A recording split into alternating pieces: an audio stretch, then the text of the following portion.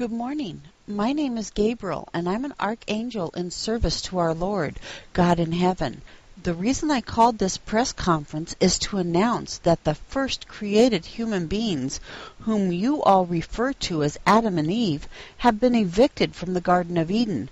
From now on, they will be living in the region east of Eden.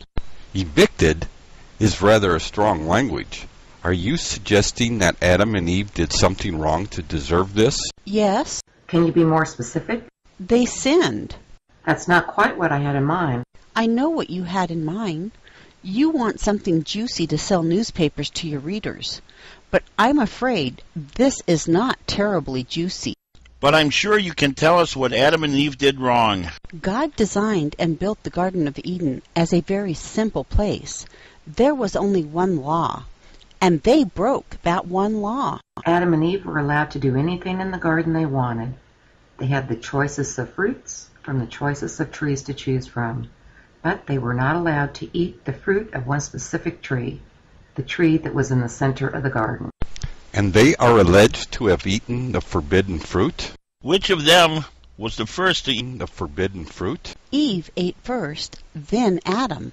Shouldn't Eve receive a more severe punishment, since she was the first to break the law? There was no special punishment designated for being first to break the law. All who break the law will be given the same punishment.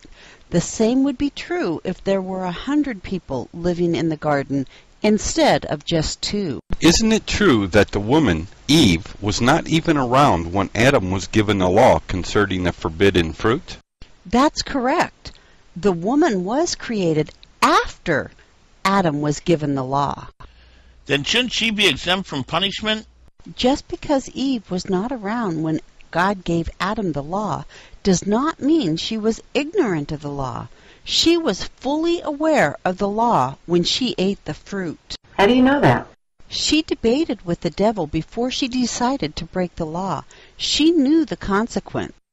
Will there be any other punishment besides being evicted from the garden? The garden was a place of peace and protection for the occupants. Outside the garden, they will have neither God's peace nor God's protection. Isn't it true that the specified punishment for eating the forbidden fruit was death? That's right. Merely being thrown out of the garden seems like a slap on the wrist comparatively, no?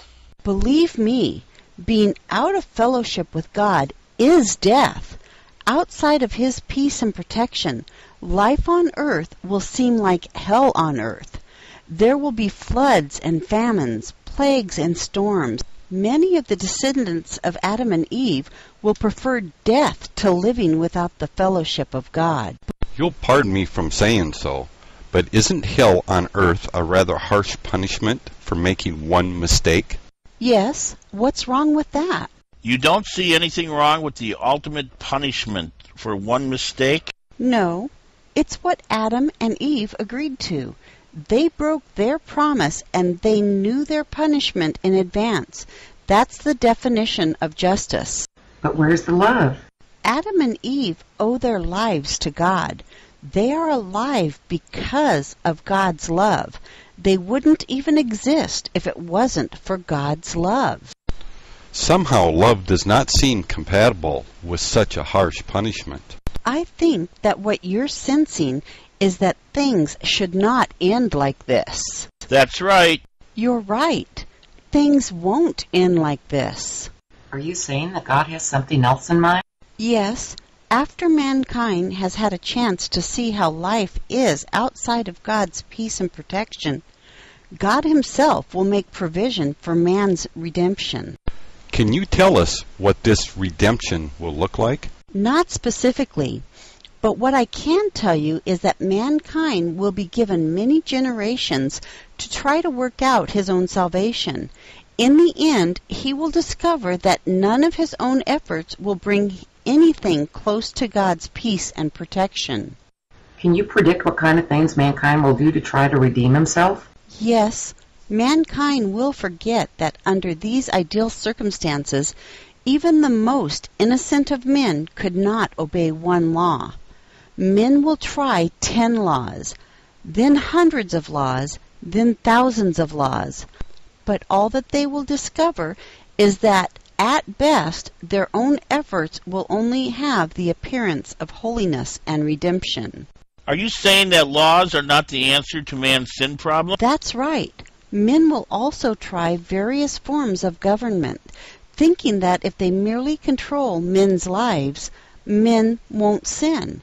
But they'll discover that laws and governments are a poor substitute for what God Himself wants to be for men if they will merely submit to His will.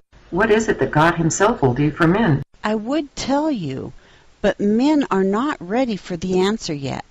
They need centuries, even thousands of years to experiment with self-redemption before they give up hope and rely on God to save them.